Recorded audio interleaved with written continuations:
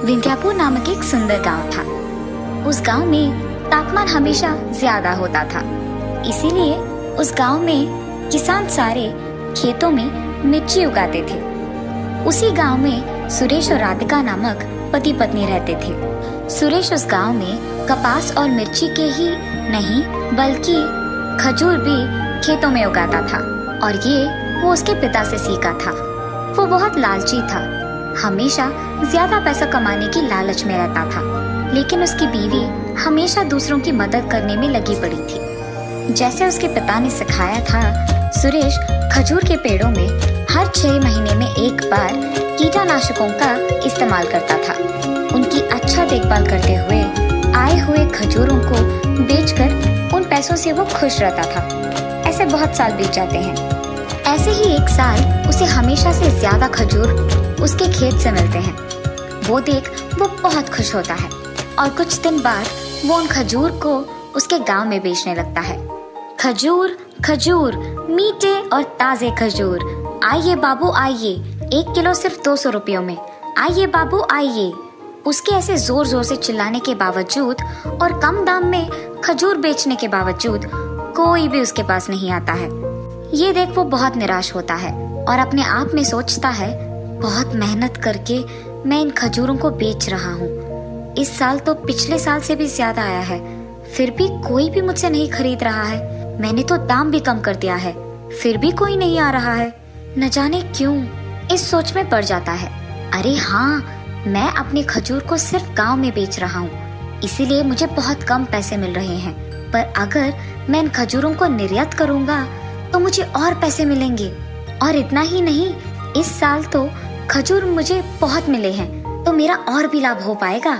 निर्यात करने पर मुझे बहुत सारे पैसे मिलेंगे। लेकिन अगर मैं एक ही बार में सारे खजूरों को निर्यात कर दूंगा तो मेरे पास कुछ नहीं बचेगा और पैसे भी नहीं मिलेंगे। इसीलिए मैं इनमें से आधे अभी निर्यात करूंगा और बाकी बाद में करूंगा। तब तक मुझे आधे के पैसों को संभाल के रखना होगा। ये फैसला करके वो वही करता है, आधे को निर्यात करके बाकी को उसके पास रख लेता है। ऐसे ही वो साल उन आधे खजूर को बेचकर आए हुए पैसों से बहुत खुश रहता है। इतने में अचानक कोरोना वायरस नामक एक भयानक व्याधि का फैलना शुरू हो जाता है। इसी कारण डॉक्टर सभी ये कह रहे थे कि सभी को बादाम, पिस्ता और खजूर खाने की बहुत जरूरत है। ये सुनने के बाद सुरेश भगवान का बहुत शुक्रिया अदा करता है, क्योंकि उसने उसके बाकी खजूर को बचा के रखे हैं। अरे यार, अगर मुझे पहले ही पता होता कि अचानक इस साल खजूर के दाम बढ़ जाएंगे तो मैं उस आधे खजूर को भी निर्यात ही नहीं करता था, उनको भी यही रख के उन्हें बहुत ज्यादा दाम में बेचता था। चलो, जो हो गया सो हो गया, उसके बारे में दुख होकर कोई फायदा नहीं है।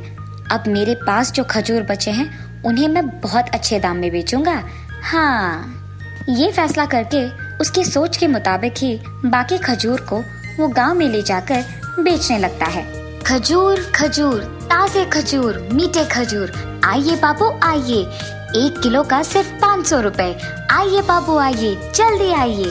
उसके ऐसे चिल्लाने पर 1 केजी का 500 रुपए होने के बावजूद सारे उसके पास आकर खजूर खरीदने लगते हैं। जब सुरेश की बीवी राधिका को पता चलता है कि सुरेश इतने दाम में खजूर को बेच रहा है, तो वो उसके पास जाती है और ये कहती है, अरे ये क्या जी, आप हमारे गांव वालों को भी दाम इतना बढ़ाकर बेच रहे हैं, ये तो नाइंसाफी है। ऐसे ही चलता रहा तो कोई आपके पास खजूर खरीद नहीं पाएगा। आप ही को सोचकर इसका दाम कम करना होगा ना।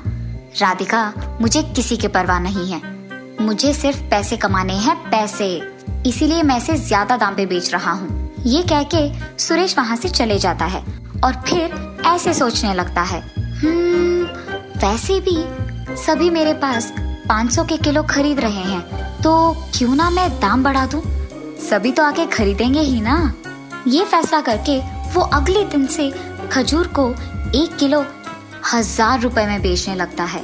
गांव वाले फिर भी उसके पास खजूर खरीदते हैं। ऐसे कुछ ही दिनों में उसके पास मौजूद सारे खजूर वो बेच देता है।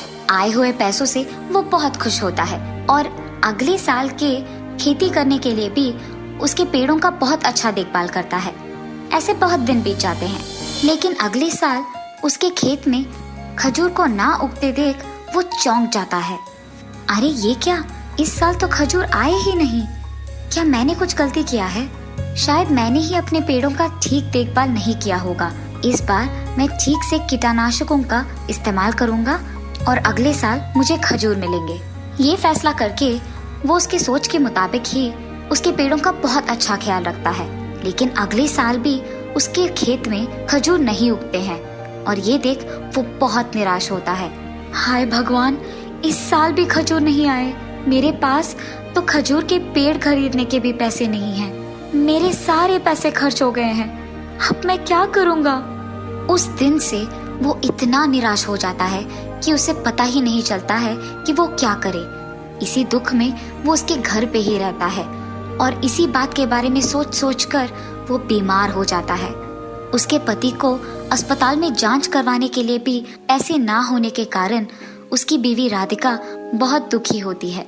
कुछ भी करके मुझे अपने पति का इलाज करवाना होगा और उनका जांच करवाना होगा, मगर मेरे पास कोई भी पैसे नहीं है। मुझे कुछ भी करके पैसे कमाना होगा, लेकिन मैं कौन सा काम करूंगी? मुझे तो सिर्फ मेरे पति के खजूर के पेड़ के बारे में पता है, लेकिन वो पेड़ भी अभी खजूर नहीं दे रहे हैं। ऐसे ही वो सोचते सोचते उसके खेत में खजूर के पेड़ों के बीच चलती रहती है। कुछ देर बाद पैर दुखने के कारण वो एक पेड़ के नीचे बैठ जाती है।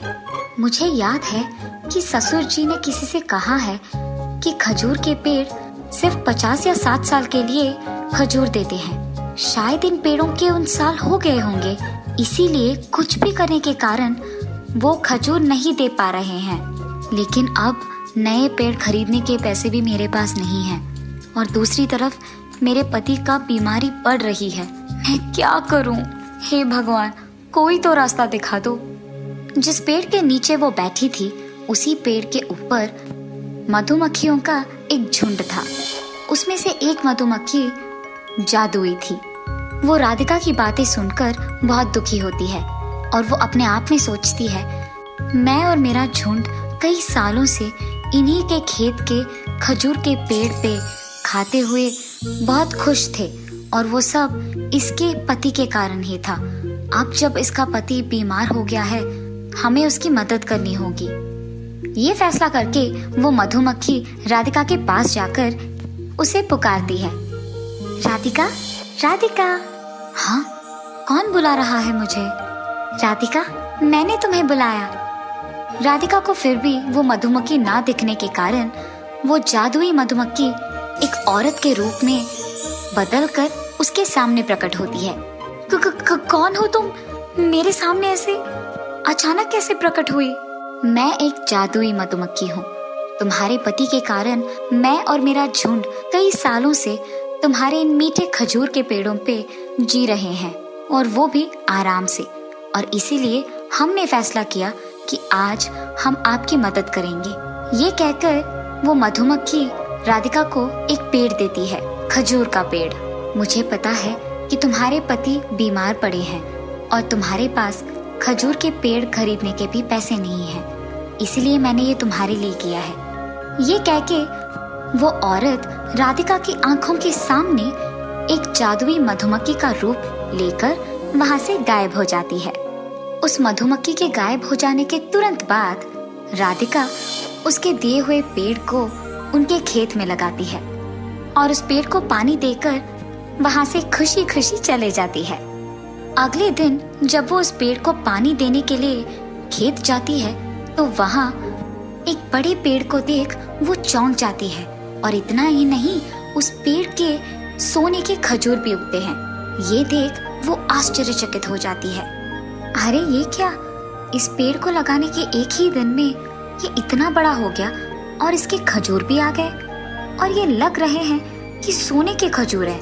मैं इन्हें एक सोने के दुकान को लेकर एक बार दिखाऊंगी, तब मुझे पता चलेगा कि ये असली सोना है कि नहीं। उसके फैसले के मुताबिक जब वो एक सोने के दुकान जाती है तो वहाँ उसे पता चलता है कि वो सचमुच सोने के खजूर हैं। अरे ये तो सच में सोने के खजूर है माता। ये कहकर वो उन सोने के खजूर के बदले में राधिका को पैसे देता है। राधिका उन पैसों को लेकर खुशी खुशी वहां से उसके घर चली जाती है। घर पहुंचते ही वो उन पैसों को अपने पति को दिखाते हुए जो कुछ भी हुआ उन्हें समझाती है। उन पैसों को देख सुरेश बहुत जल्दी वापस पहले की तरह बन जाता है। उसकी बीमारी चली जाती है। राधिका को बेहद खुशी होती है कि उसके पति को अस्पताल में जांच करवाए बिना ही ठीक हो गए हैं। उसके बाद सुरेश को उसकी गलती का एहसास होता है और वो उसके लालच को छोड़ देता है। आए हुए पैसों से वो और भी खजूर के पेड़ खरीदकर उन्हें उसके खेत में हमेशा की तरह उगाता है। इस बार उसके खेत में आए हुए खजूर को वो अपने गांव वालों को कम दाम में देने लगता है, जैसे उसकी बीवी कहती है, और बाकी के खजूर को वो विदेश को निर्यात भी करता है। और उस सोने के खजूर के पेड़ से आए हुए सोने के खजूर को वो सोने की दुकान में बेचकर उन पैसों को भी अच्छा इस्तेमाल करता था, दूसरों की सहायता करते हुए, और एक बड़े घर खरीदकर सुरेश और राधिका खुशी से जीते हैं। एक लंबे समय पहले कानापुर नामक एक गांव में एक संयुक्त परिवार रहता था। नितिन नामक लड़का उस परिवार के बच्चों में से सबसे बड़ा था। उस कारण परिवार के लोग ये मानते थे कि जो भी नितिन करता था बाकी बच्चे भी वही रास्ता पकड़ेंगे। इसीलिए नितिन को ऊंची और अच्छी शिक्षा पढ़ाया गया था। नौकरी की उम्र में आए नितिन नौकरी की प्रयत्न करते हुए बाकी समय में अपने दोस्तों के साथ समय बिताता था। नितिन और उसके दोस्त बचपन से साथ रहने के कारण एक दूसरे से बहुत करीब थे। जब भी नितिन को समय मिलता था, अकेले रहते हुए उसके दोस्त राकेश के घर जाके सभी साथ में समय बिताते थे। इतना ही नहीं, नितिन को खाना पकाना बहुत अच्छा लगता था और नितिन के दोस्तों को उसके हाथ का खाना बहुत ही अच्छा लगता था। सभी मांसाहारी होने के कारण हर बार नितिन कोई नया प्रकार का चिकन बिरयानी बनाता था। नितिन का विशेषता ये था कि वो पकवान खुद की विधि से बनाने के बावजूद भी बहुत स्वादिष्ट रहता था। अरे नितिन, अगर तुम प्रयत्न करोगे ना तो पक्का बावर्ची बन जाओगे यार। मुझे भी प्रयत्न करने का मन है यार, मगर क्या?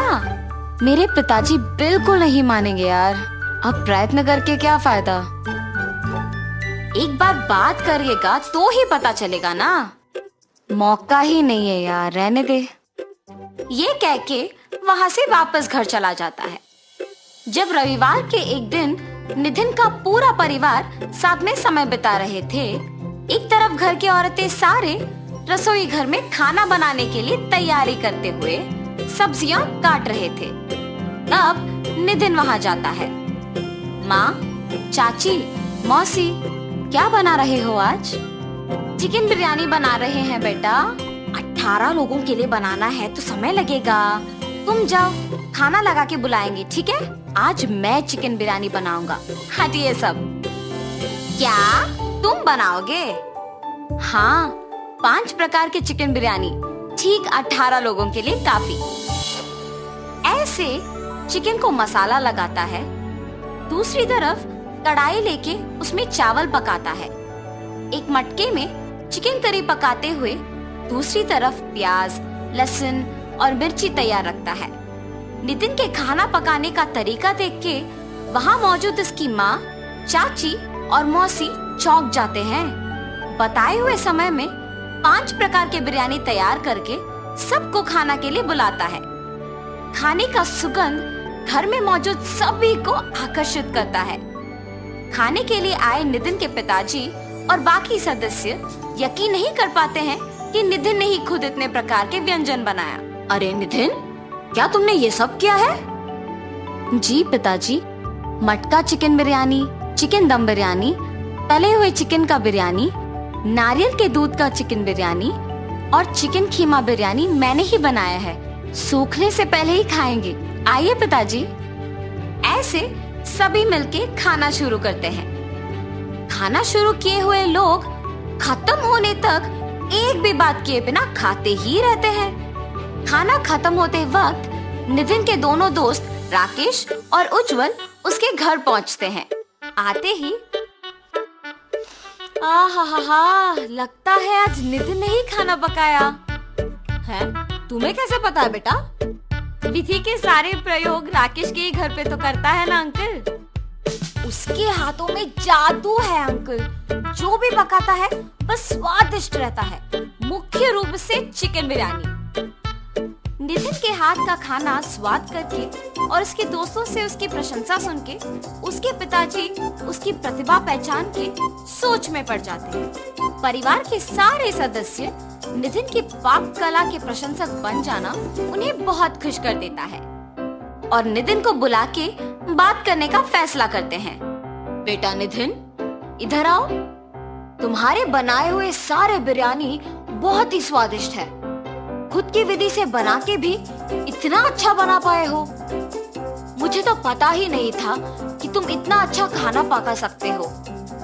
अगर मुझे पहले पता होता कि तुम में इतना प्रतिभा है तो मैं तुम्हें बावर्ची बनाने के लिए प्रोत्साहित करता बेटा। पिताजी, सच्ची? मतलब आप जो कह रहे हो क्या वो सच है? यकीन नहीं कर पा रहा हूँ। भैया, क्या बात कर रहे हो आप? मेरे भी बच्चे अब बावर्ची बनने की ठान लेंगे। अरे जीजा जी, बच्चों का भविष्य अच्छा हो इसीलिए तो नितिन को इतनी ऊंची शिक्षा पढ़ाई है। अब आप कह रहे हो कि उसे बिल्कुल असंबंधित काम करो। हमें कुछ समझ नहीं आ रहा। घर के सारे लोग के ना मानने पर नितिन के पिताजी भी कुछ नहीं कह पाते हैं। नितिन को उम्मीद देकर तुरंत उसे निराश कर देते हैं। नितिन बेचारा कुछ नहीं कह पाता है और गम में अपने दोस्तों के साथ बाहर चला जाता है। तब नितिन के दोस्त, अरे नितिन, मेरे पास एक उपाय है। क्या है वो? अगर हम चुपके से एक बिरयानी का टेक अवे शुरू करें तो? वाह रे वाह, ये तो बहुत अच्छा सोच है। वैसे कहाँ लगाएंगे उज्जवल? कहाँ पकाऊंगा और कहाँ बेचूंगा? पकाना मेरे घर में करो, तुम्हें आदत भी तो है। और बिरयानी का टेक अवे हम उज्जवल के लस्सी के दुकान में ही लगाएंगे। खाना पकाने के लिए और बेचने के लिए क्या इससे अच्छा स्थान मिलेगा तुमको? हाँ, मगर निवेश, व्यापार का प्रक्रिया, ऐसे बहुत काम है। हाँ, हम सबके बचे हुए पैसों के साथ धीरे से शुरुआत करेंगे। पहले दिन के आए हुए पैसे ही दूसरे दिन का निवेश होगा और आगे के दिनों के लिए वही प्रक्रिया भी बन जाएगा। इतने शुभ काम के लिए परेशान क्यों हो रहे हो तुम? ऐसे तीनों दोस्त फैसला करके अगले दिन के लिए तैयारी करते हैं।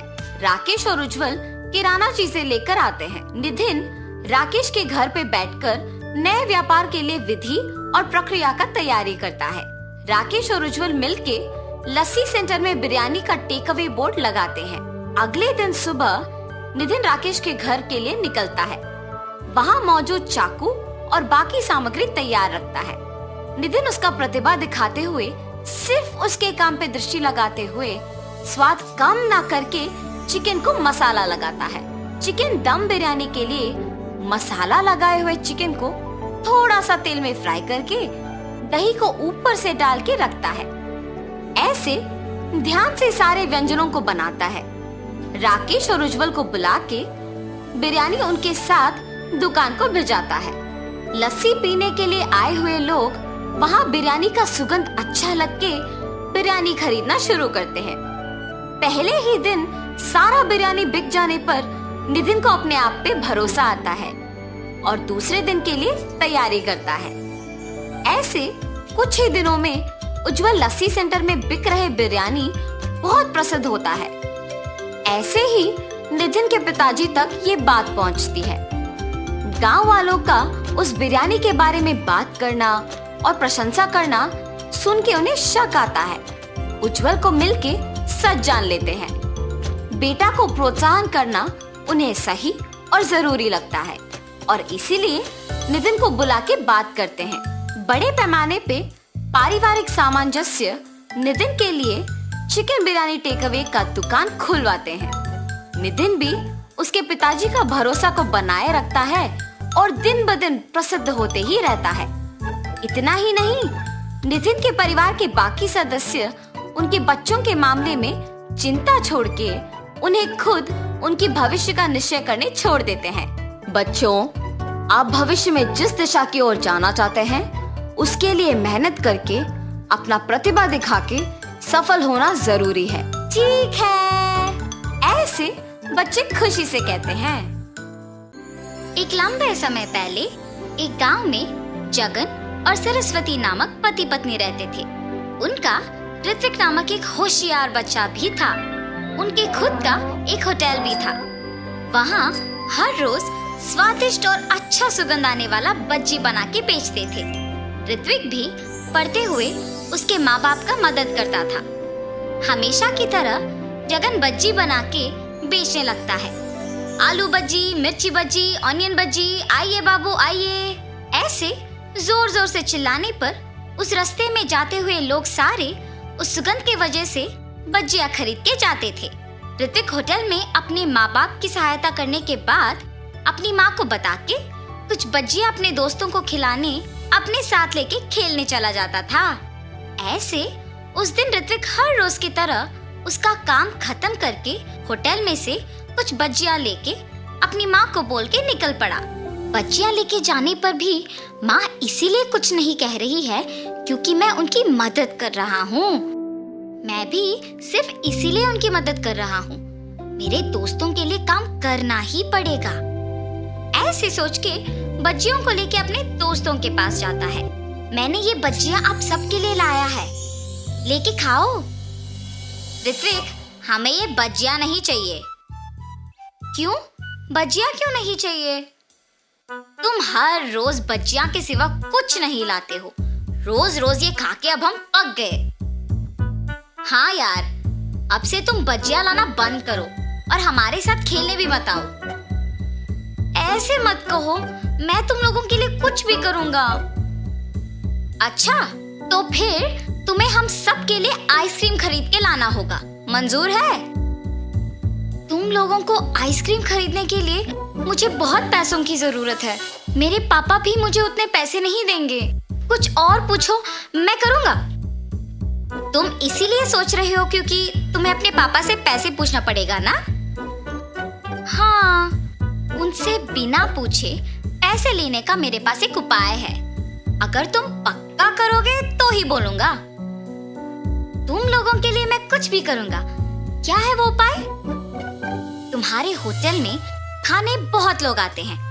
उस समय में तुम्हारे माँ बाप काम में व्यस्त रहते हैं, तो तब तुम जितने पैसे चाहिए उतने पैसे लेके आ जाओ। किसी को तुम पे शक ही नहीं होगा। कोई ये भी नहीं जान पाएगा कि पैसे गायब भी हुए। हाँ, ये भी सच है। कल मैं पक्का तुम लोगों को आइसक्रीम खिलाऊंगा। ऐसे अपने दोस्तों को कह के खुशी खुशी घर चला जाता है। अगले दिन जब उसके माँ बाप काम में लगे हुए थे, ऋत्विक किसी को दिखे बिना चुपके से पैसे लेके अपने दोस्तों के पास चले जाता है। मैंने कहा था ना कि तुम सबको मैं आज आइसक्रीम खिलाऊंगा। चलो जाके खाएंगे। ऐसे वो उसके दोस्तों को लेके आइसक्रीम बेचने वाले के पास जाता है और सबको आइसक्रीम खिलाता है। कल क्या चाहिए बोलो, मैं खरीदूंगा। कल तुम जो कहो वही चाहिए हमें। ठीक है, कल मैं तुम लोगों को मेरा मनपसंद खाना खिलाऊंगा। ऐसे कहकर वो घर चला जाता है। रात में सोए बिना अपने दोस्तों के बारे में सोचते रहता है। कल मुझे अपने दोस्तों को कुछ अनपेक्षित खिलाना होगा। मतलब मुझे कल और पैसे लेके जाना होगा। ऐसे ऋत्विक अपने दोस्तों के कहा मान के हर रोज अपने माँ बाप को बताए बिना उनकी मनपसंद चीजें खरीद के देता था। आखिर में ये उसका एक बुरी आदत बन चुका था। हर रोज की तरह जब एक दिन ऋत्विक उसके माँ बाप के काम करते वक्त पैसे लेने गया था, तो उसकी माँ उसे देखती है। ऋत्विक, यहाँ आओ। हाँ माँ, क्या हुआ? तुम वहाँ क्या कर रहे थे? मैं कुछ नहीं माँ। सच कहो, मैंने तुम्हें पैसे लेते हुए देखा। ऐसे बिना पूछे पैसे लेना गलत है। क्या तुम्हें नहीं पता? तुम अब पैसे भी चोरी करना सीख गए। माँ, मुझे माफ करो। मैंने अपने दोस्तों के लिए ये सब किया है। आइंदा ऐसे कभी नहीं करूँगा। पहली बार है इसलिए कुछ नहीं कह रही हूँ। आइंदा ऐसे करोगे तो चुप नहीं रहूंगी। जी माँ। लेकिन उसकी माँ ये सोच में पड़ के दुखी होती है कि उसके बेटे को ये बुरी आदत आया कैसे। उसकी माँ को जब ऋत्विक ने ऐसे देखा तो वो तुरंत बदल गया। अपने दोस्तों के पास जाना बंद कर दिया। हर रोज अच्छे से पढ़ के अपने माँ बाप की मदद करते हुए रहता था। ऐसे कुछ दिनों बाद अचानक पैसों की पेटी में पैसे नहीं दिख रहे थे। उससे उसकी माँ को ऋत्विक पे ही शक आता है और जो कुछ भी उससे पहले हुआ उसके पति को बताती है। तब जगन और सरस्वती दोनों ऋत्विक के पास जाके पूछते हैं, ऋत्विक, पैसों की पेटी में पैसे नहीं हैं, तुमने ही लिया है ना? माँ, जब से तुमने बोला तब से मैंने चोरी करना बंद ही कर दिया। मेरे दोस्तों के पास भी जाना बंद कर दिया। मुझे उन पैसों के बारे में कुछ नहीं पता। बेटा, अगर तुमने उस पेटी से पैसे लिए हैं तो कह दो हमें, हम कुछ नहीं कहेंगे। अगर तुमने नहीं लिया तो पेटी से पैसे कैसे गायब हुए? किसने निकाला होगा? सच कहो ऋत्विक। माँ, मुझे सच में नहीं पता है कि पैसे कहाँ गए। इससे पहले मेरा पैसे लेना सच ही है, मगर मैंने वो सब बंद कर दिया। अब तो मैंने नहीं लिया। जब से पैसे खो गए तब से जगन और सरस्वती बहुत ध्यान से सब पे नजर रख के काम करने लगे। मेरे पास पैसे खत्म हो गए। कुछ दिन पहले एक होटल से बहुत आसानी से पैसे चोरी कर लिया था मैंने। वापस वही जाके पैसे लेके आऊंगा। ये फैसला करके वापस उस होटल को जाता है। बच्चियां खा के पैसे देने का नाटक कर रहा था और कोई ना देखने के समय में पैसे चोरी करने वाला था जब जगन उसे रंगे हाथ पकड़ लेता है। इतने उम्र के आदमी होके भी मेहनत किए बिना पैसे चोरी करते हुए शर्म नहीं आती? इससे पहले भी तुमने यहाँ चोरी किया था ना? वो चोर पिटने के डर से सच बोल देता है। मुझे माफ कर दीजिए, ऐसे कभी नहीं होगा, मेहनत से ही काम करूंगा। चोर को उसकी गलती का एहसास होने पर जगन उसे माफ कर देता है। ऋत्विक पे उसकी गलती के बिना शक करने के लिए उसके माँ बाप दुखी होते हैं। आप लोग दुखी क्यों हो रहे हो माँ? उस दिन मैंने तुम्हें तुम्हारी गलती के बिना शक किया और आज तुम्हारे पापा ने असली चोर को पकड़ा है। मुझे तुम पे शक नहीं करना था बेटा। मुझ पर शक करने की वजह तो भी मैं ही हूँ ना माँ। अगर मैं वो नहीं करता तो आपको मुझ पे शक नहीं होता। आपने मुझे मेरी गलती समझाया, इसलिए मैंने वो करना छोड़ दिया, वरना मैं शायद बड़े होके भी यही करता। आइंदा ऐसे कभी नहीं होगा माँ। तब से जगन होटल में सावधान रह के काम करने लगा। अलग प्रकार के बच्चियां बनाना शुरू करके उन्हें बेच के खुशी से जीने लगा। उनका व्यापार भी अच्छा चलने पर सभी खुश थे। तो इस कहानी का नैतिक क्या है? गलती चाहे एक ही बार किया हो, लोगों से भूला नहीं जाता। इसीलिए गलती पहली ही बार नहीं करना चाहिए। सोच समझ के कदम उठाना चाहिए।